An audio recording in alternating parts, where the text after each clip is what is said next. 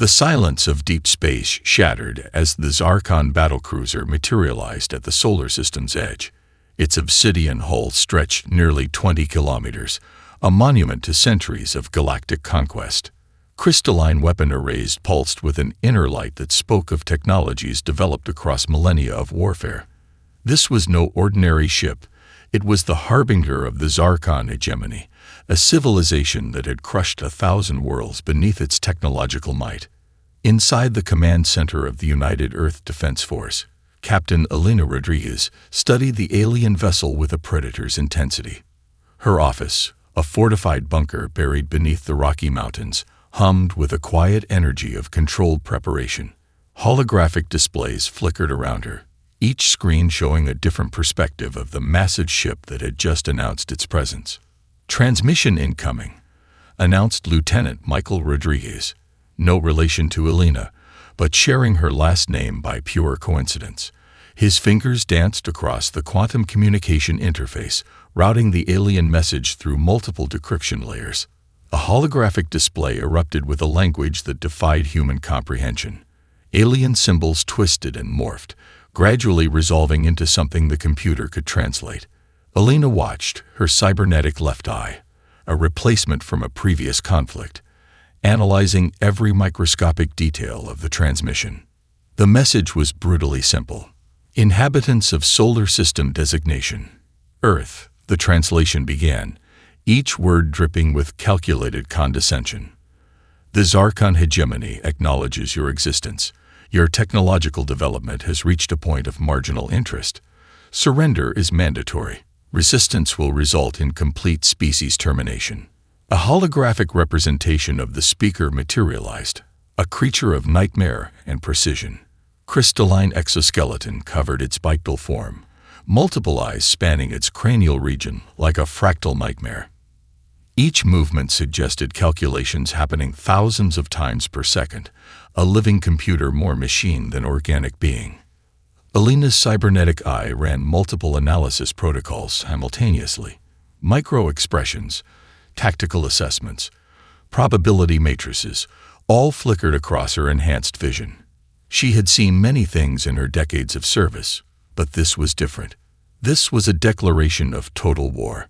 Lieutenant Rodriguez broke the silence. "They're giving us 2 standard galactic cycles to respond. That's approximately 72 hours in Earth time." A dry laugh escaped Elena's lips. How generous of them. Behind her, a massive screen showed real-time data from orbital sensors. Humanity's quiet preparations were about to be tested.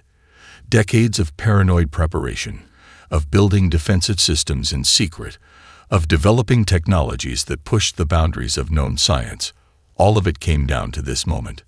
The Zarkon believed they were offering a choice: surrender or die. But they fundamentally misunderstood humanity. Elena's fingers touched a hidden communication stud beneath her uniform.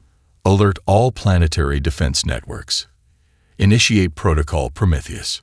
Across the planet, in hidden facilities and secret laboratories, humanity began to move. Research stations deep beneath the Pacific Ocean. Orbital defense platforms disguised as communications satellites. Quantum computing centers hidden in mountain ranges. Experimental weapons systems that had been theoretical exercises now powered up with quiet, deadly efficiency. The lieutenant watched his captain, sensing something beyond the standard military protocol.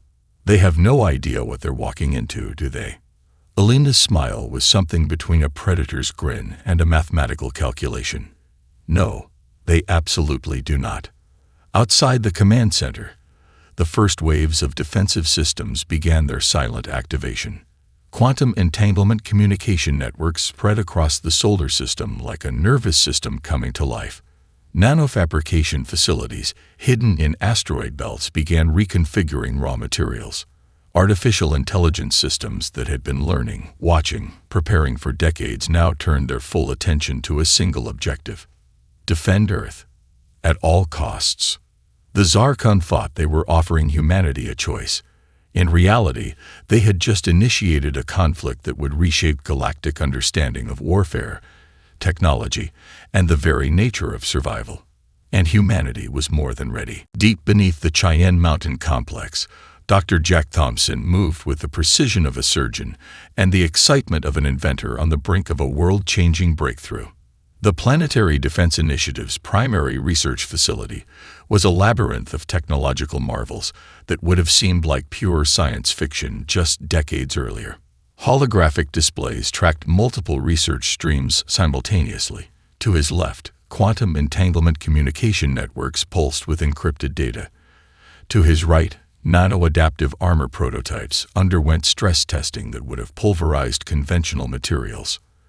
Thompson's team represented the pinnacle of human scientific achievement, researchers who had spent their entire careers preparing for a moment most of the world believed would never come. "System check complete," announced Dr. Rachel Kumar, Thompson's lead quantum engineer.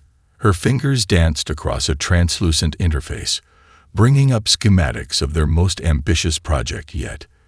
The adaptive nano-armor is showing 99.8% effectiveness against simulated alien weapon signatures. Thompson allowed himself a rare smile. The nano-armor was more than just protective gear. Each molecular layer could reconfigure itself in microseconds, transforming from rigid defense to flexible mobility, redistributing impact energy, and even healing itself after damage. It was living technology, a perfect fusion of human creativity and scientific innovation. A massive vault door, 2 meters thick, constructed from an experimental alloy that could disperse energy across multiple dimensional planes, slowly opened. Inside, rows of experimental weapons gleamed under stereo lighting. Electromagnetic pulse cannons that could strip entire starship systems. Quantum adaptive rifles that could change ammunition type and firing mechanism faster than an enemy could blink. Plasma containment systems that made current fusion technology look like children's toys. But Thompson's most impressive creation wasn't a weapon. It was a network. The Distributed Intelligent Defensive System, or DIDS, represented the culmination of decades of artificial intelligence research. Unlike traditional AI, DIDS wasn't just a computer system. It was a living, learning network that could adapt, predict, and counter threats with a speed and complexity that defied traditional understanding. DIDS is fully operational, Rachel reported, her voice carrying a mix of professional calm and barely contained excitement. "We're seeing predictive modeling that goes beyond anything in our previous simulations." Thompson walked to a central holographic display that showed a real-time map of potential conflict scenarios. Each potential alien approach vector was analyzed, with millions of potential response strategies calculated and refined in milliseconds. The system wasn't just defensive, it was proactively strategic. "The Zarkam think they're dealing with a primitive species," Thompson muttered, pulling up historical records of previous alien encounters. Other civilizations had fallen quickly, overwhelmed by technological superiority. But humanity had something different, a combination of adaptive thinking, technological innovation, and a fundamental refusal to accept defeat. A notification flashed, a communication from Captain Elena Rodriguez. The military was synchronizing with the scientific teams, bringing together decades of secret preparation. Underground research stations beneath the Pacific Ocean began powering up.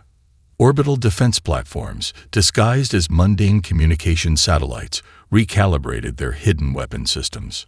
Rachel approached Thompson with another set of schematics. "The quantum communication network is showing something interesting. Our AI is actually learning from the initial Zarkon transmission, decoding not just their language, but their tactical thinking." Thompson's cybernetic eye, a replacement after a laboratory accident years ago, zoomed in on the data, processing information at speeds far beyond human capability. "They've made a critical mistake," he said quietly. "They've revealed their first communication protocol. And now we can use it against them." Across the facility, teams of researchers, engineers, and tactical specialists worked with a unified purpose. These weren't just military or scientific personnel. They were the guardians of human potential, the last line of defense against a threat that most of the world didn't even know existed. The vault doors began to close, sealing away technologies that would redefine warfare. But Thompson knew this was just the beginning. The Zarkon had sent their ultimatum. Humanity was about to send its response, and it would be written in steel, innovation, and an unbreakable will to survive. The Zarkon fleet approached with the arrogance of a species that had never known true defeat. Their battleships moved in perfect geometric formations, weapon systems charged and ready to reduce Earth to cosmic dust. Commander Krillax, seated in the central command module of the lead vessel, reviewed the invasion protocols with clinical detachment. Billions of combat simulations had predicted a swift, merciless victory. They were wrong. The first indication came as a subtle disruption in their quantum communication network. Micro-fluctuations that should have been impossible began to cascade through their system. Lieutenant Michael Rodriguez watched the alien approach on multiple holographic displays, his fingers dancing across a quantum interface that looked more like an organic extension of technology than a traditional control system. "Drone swarm is online," he reported to Captain Elena Rodriguez. "DIDS is maintaining full tactical coordination." The first wave of autonomous drone fighters erupted from hidden orbital platforms. They weren't traditional spacecraft. They were living weapons, each powered by an artificial intelligence that could process tactical information faster than any biological mind could comprehend. Where the Zarkon expected metal and circuits, they encountered something far more dangerous. Adaptive, unpredictable, utterly ruthless. Each drone moved with a synchronicity that defied mechanical understanding. They weren't following preset patterns or predictable attack vectors. They were thinking, adapting, predicting the alien fleet's movements milliseconds before those movements were even initiated. Commander Krillax's first indication of trouble came when their primary shield harmonics began to destabilize. Quantum interference patterns appeared where no interference should be possible. The drones weren't just attacking.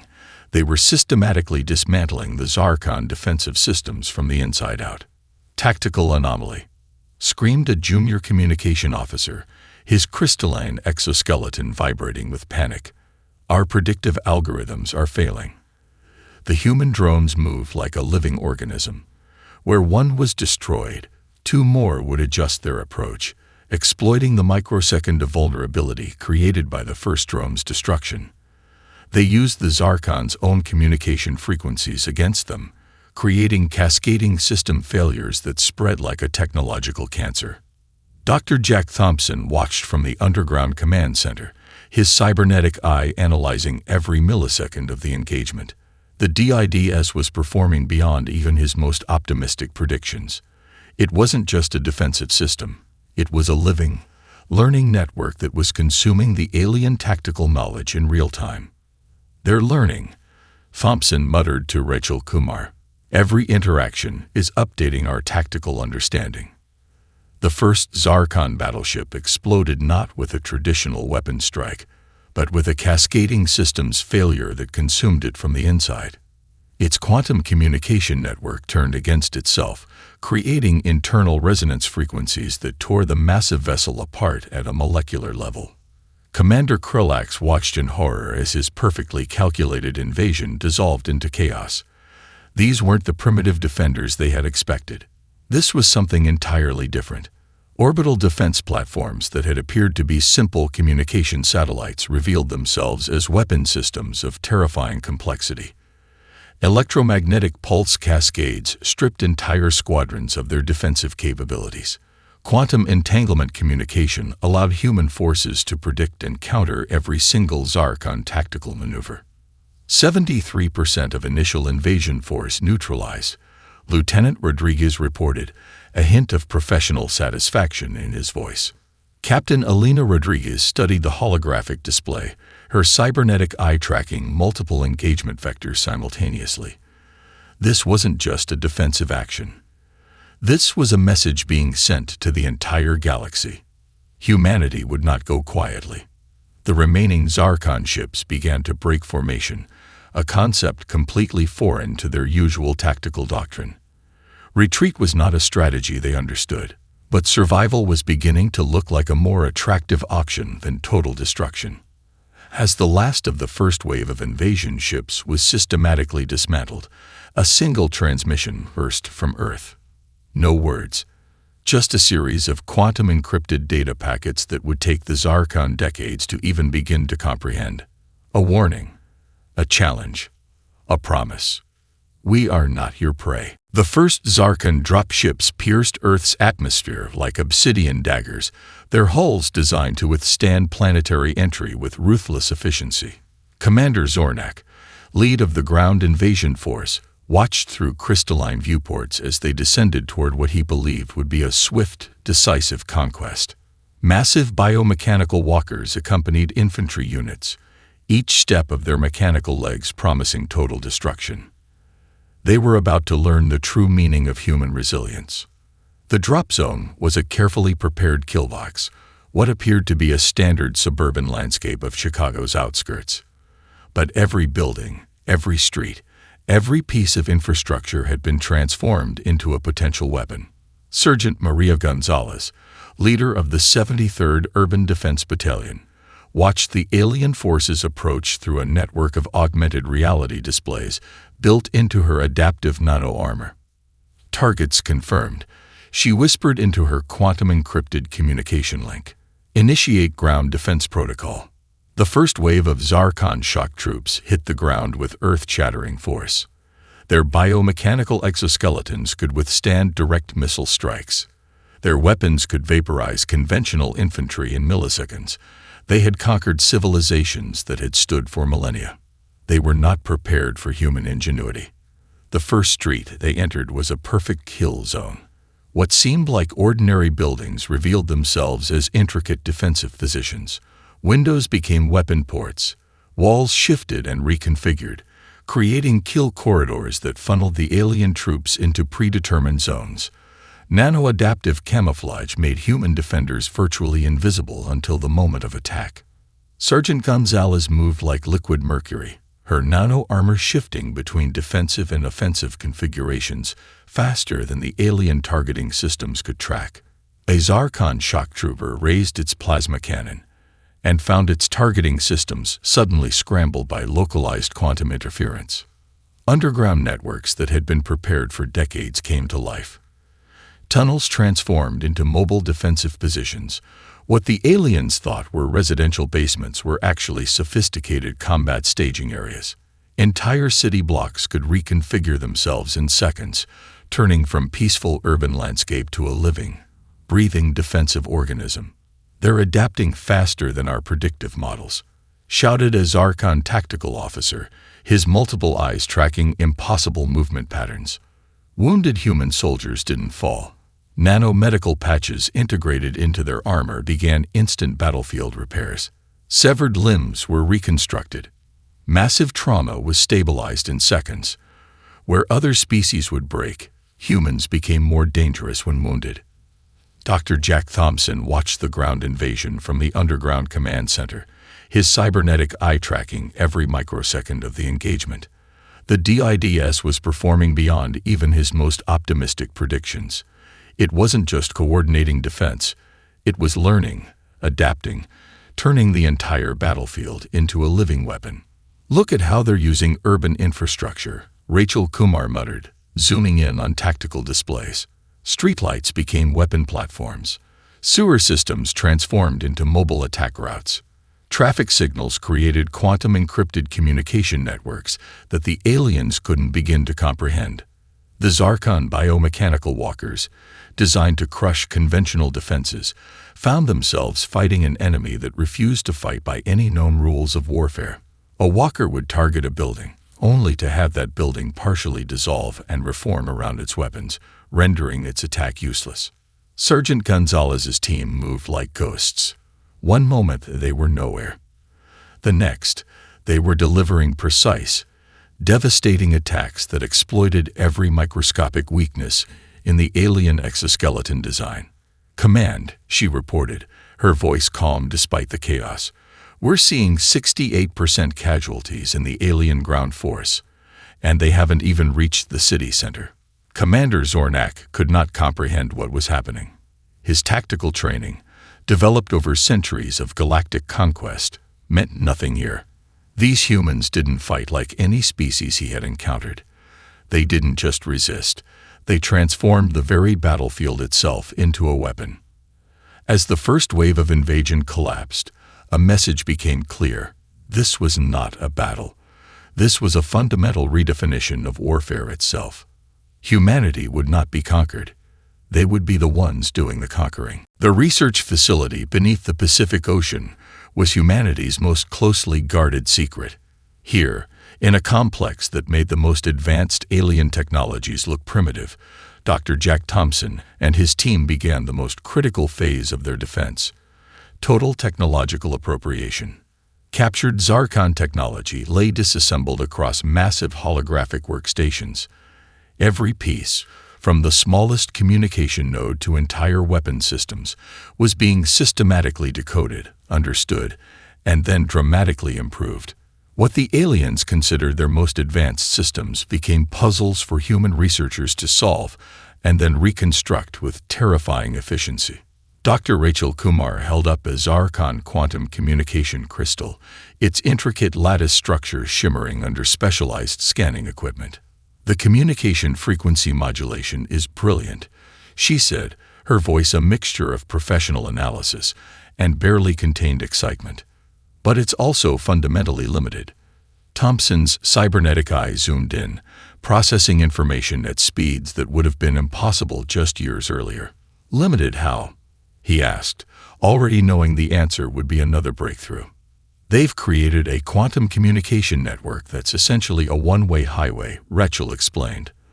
The holographic display began to show the alien technology's internal structure. "Impressive, but rigid. We can not just intercept their communications, we can weaponize their entire network." Across the facility, teams of researchers worked with a unified purpose. Some reverse-engineered plasma weapon designs, finding ways to increase energy efficiency by orders of magnitude. Others developed quantum encryption systems that made the Zarkon's communication networks look like children's walkie-talkies. The Distributed Intelligent Defensive System, DIDS, became more than just a defensive network. It was actively learning, consuming alien technological knowledge faster than the Zarkon could comprehend. Each piece of captured technology became another layer of understanding, another weapon in humanity's arsenal. "We're not just defending," Thompson muttered, watching multiple holographic displays simultaneously. "We're preparing to take the fight to them." A breakthrough came in the plasma weapon research. The human team discovered how to create a plasma containment field that was simultaneously more stable and more destructive than anything the Zarkon had developed. Where alien weapons could punch through standard shielding, these new human-developed systems could literally reshape the energy of an attack. Dr. Elena Rodriguez, no relation to the military captain, but equally brilliant, approached with a new set of schematics. "Look at this," she said, bringing up a holographic model of a completely redesigned weapon system. "We've managed to integrate the quantum communication crystal with our existing electromagnetic pulse technology." The implications were staggering. A weapon that could not just destroy, but completely rewrite the communication and defensive systems of an entire alien vessel. In another section of the facility, nano-adaptive armor prototypes underwent stress testing that would have pulverized conventional materials. Each layer could reconfigure itself in microseconds, transforming from rigid defense to flexible mobility, redistributing impact energy, and even healing itself after damage. 72% improvement over our previous design, announced a junior researcher, her voice filled with professional pride. Thompson knew they were doing more than just preparing a defense. They were rewriting the fundamental understanding of technological warfare. The Zarkon had approached Earth believing they were dealing with a primitive species. Instead, they had awakened a civilization that could turn their most advanced technologies into mere starting points for innovation. "We're ready for the next phase," Thompson said quietly to Rachel. The quantum communication network they had developed would allow them to not just defend, but to strike back in ways the Zarkon could never predict. The facility hummed with potential. Every captured piece of alien technology was another step toward a complete understanding of their enemy. More than that, it was a step toward turning the tables entirely. The Zarkon had demanded surrender. Humanity was preparing to make them regret that demand. The modified warship U.S. Prometheus hung in space like a predator waiting to strike. Captain Elena Rodriguez stood on the bridge, her cybernetic eye scanning multiple tactical displays with inhuman precision. This was no ordinary vessel. It was the culmination of humanity's most advanced technological achievements, a ship that incorporated both human innovation and adapted alien technologies. Quantum drive alignment confirmed, reported Lieutenant Michael Rodriguez, no hint of relation in his professional tone. All experimental weapon systems are online and calibrated.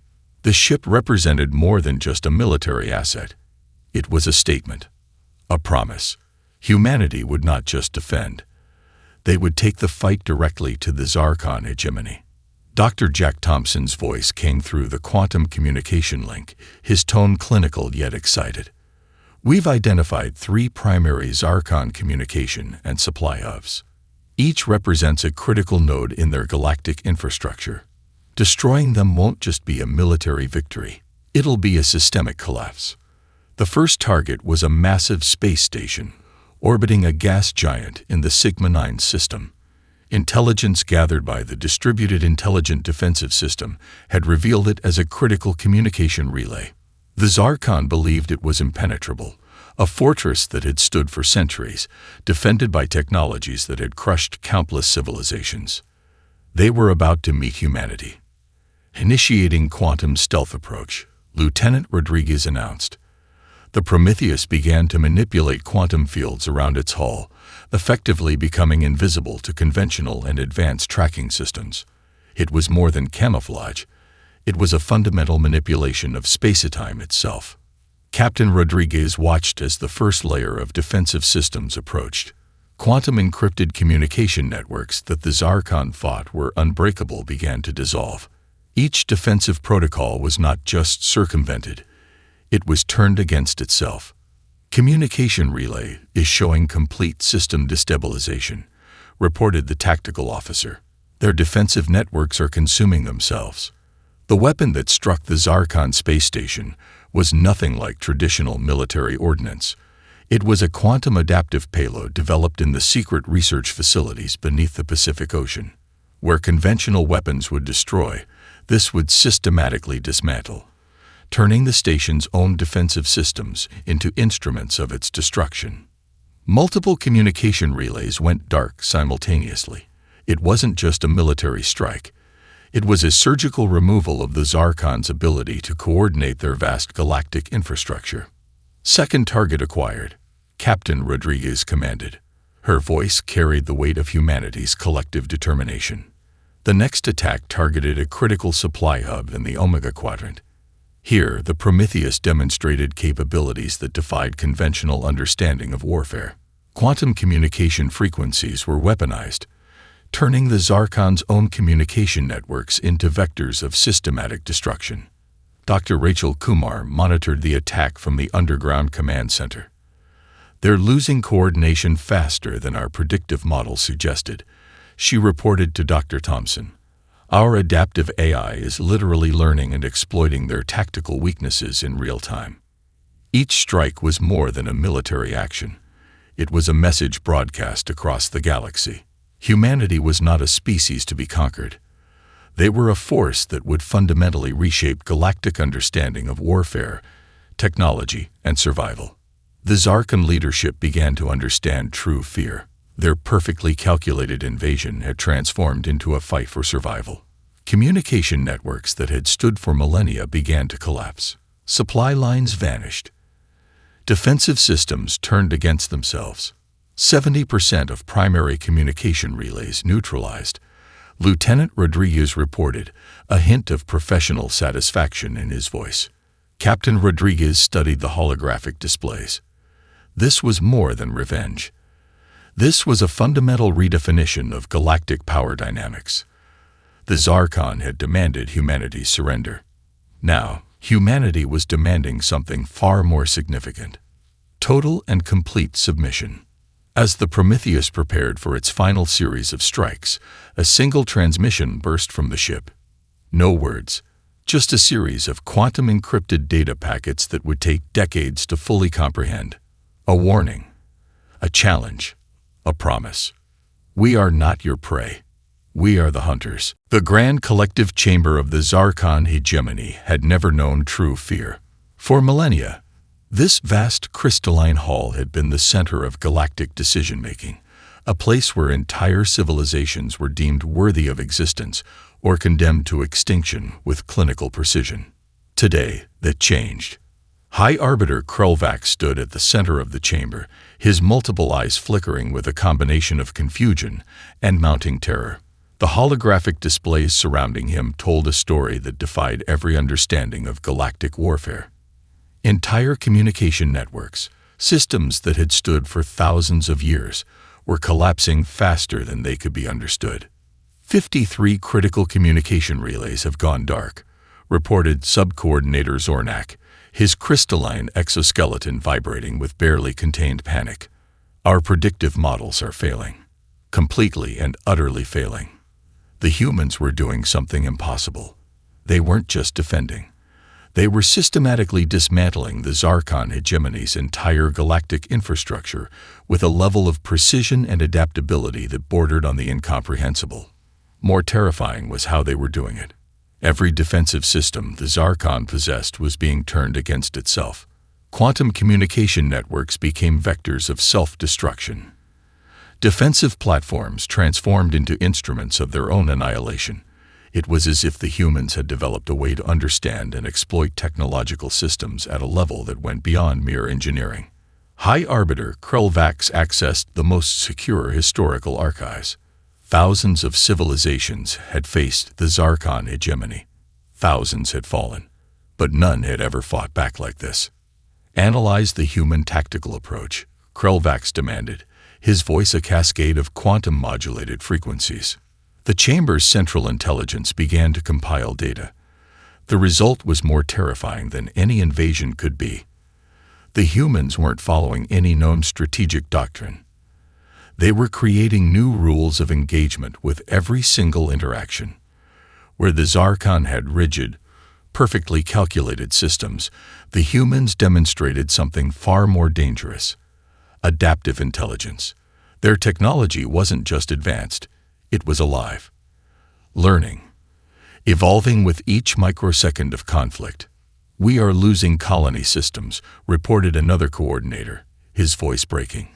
Not just losing, they are being systematically repurposed. The humans had discovered something the Zarkon had never considered possible: total technological integration. Where the Zarkon saw their technology as tools, humans saw them as living systems to be understood, adapted, and ultimately controlled. Entire planetary defense networks went dark. Supply lines vanished. Communication became impossible. The vast, seemingly invincible Zarkon hegemony was being dismantled not through brute force, but through a level of technological understanding that bordered on the mystical. Surrender protocols are being analyzed, Sub-Coordinator Zornak reported. The very concept was foreign to the Zarkon. They did not understand surrender. They only knew conquest. High Arbiter Krulvax watched as another communication relay collapsed. This was more than a military defeat. This was a fundamental challenge to everything the Zarkon understood about technological superiority, about the nature of civilization itself. The humans had done something unprecedented. They had looked at the most advanced technological system in the galaxy and seen not a barrier, but a puzzle to be solved. Worse, they were enjoying solving it. Quantum communication fragments began to reveal something even more terrifying. The humans were not just defending their own territory. They were systematically liberating other conquered civilizations. Planetary defense systems that had been dormant for centuries suddenly sprang to life, guided by human technological innovations. "We are losing control," Zornak whispered. The words were heresy. The Zarkon hegemony did not lose control, but they were losing control. In the Grand Chamber, a fundamental shift occurred. The Zarkon were experiencing something they had never known in their millennia of galactic dominance. Absolute, total vulnerability. The humans had not just fought back. They had rewritten the entire understanding of technological warfare. Where the Zarkon saw systems, humans saw opportunities. Where the Zarkon saw conquest, humans saw potential for something greater. High Arbiter Krulvax made a decision that would be remembered throughout galactic history. They would sue for peace. But the humans had already made it clear. This was no longer a negotiation. This was a reckoning. The United Earth Council chambers fell silent as Captain Alina Rodriguez delivered her report. Holographic displays showed the extent of humanity's victory, not just a military triumph, but a fundamental reshaping of galactic power dynamics. Dr. Jack Thompson stood beside her, his cybernetic eye processing vast amounts of data in real time. The Zarkon hegemony was no more. What remained were scattered colonies, liberated worlds, and a clear message broadcast across the galaxy. "We did not seek this war," Elena began, her voice steady. "But we will finish it on our terms." The liberation was total and systematic. Planetary defense systems that had been dormant for centuries now hummed with renewed life. Conquered civilizations found themselves not just free, but equipped with technological innovations that would take generations to fully understand. Dr. Rachel Kumar presented the Technological Breakthrough Report. The Distributed Intelligent Defensive System, DIDS, had become more than just a defensive network. It was now a galactic coordination system that helped liberated worlds rebuild, recover, and defend themselves. "What we've discovered," Kumar explained, "is that technological superiority is not about having the most advanced weapon. It's about understanding, adaptation, and the willingness to see potential where others see only barriers." The human approach was unprecedented. Where other species might have sought revenge or total destruction, humanity chose something more complex. They were rebuilding, helping, transforming. Recovered Zarkon communication archives revealed the true extent of their galactic oppression. Hundreds of civilizations had been crushed, their technology suppressed, their potential deliberately limited. Humanity's victory was more than a military triumph. It was a liberation. Lieutenant Michael Rodriguez managed the diplomatic communications. The message was clear and unequivocal. Humanity would not become a new oppressive force, but they would defend themselves and others with absolute determination. "We are offering a new path," the diplomatic transmission began. "Not conquest, not domination, but mutual understanding and cooperation." The technological innovations developed during the conflict began to find peaceful applications. Quantum communication networks that had been weapons became tools for interstellar cooperation. Adaptive nanotechnologies developed for defense were now being used to heal ecological damage on liberated worlds. Dr. Thompson reviewed the final strategic assessment. The Zarkon hegemony had been reduced to less than 10% of its original territorial control. But this was not about destruction. It was about transformation. Liberated worlds received not just defense systems, but educational resources, technological archives, the collective knowledge that would allow them to rebuild and grow. "We are not conquerors," Alina Rodriguez told the United Earth Council. "We are guardians." The first interstellar conference of liberated civilizations would be held on Earth. Not as a show of human superiority, but as a genuine attempt at mutual understanding. Species that had been enemies for millennia would sit together, protected by the very technologies that had once been used to oppress them. Quantum archives revealed the true cost of the conflict. Millions had died, but billions more had been liberated. The human approach was surgical, precise, and ultimately transformative. The final transmission to the remaining Zarkon leadership was simple, a quantum-encrypted message that would take generations to fully decode. But its meaning was crystal clear. "We are not your prey. We are not your enemy. We are humanity, and we will defend life in all its forms." Captain Rodriguez looked out from the observation deck of the U.S. Prometheus.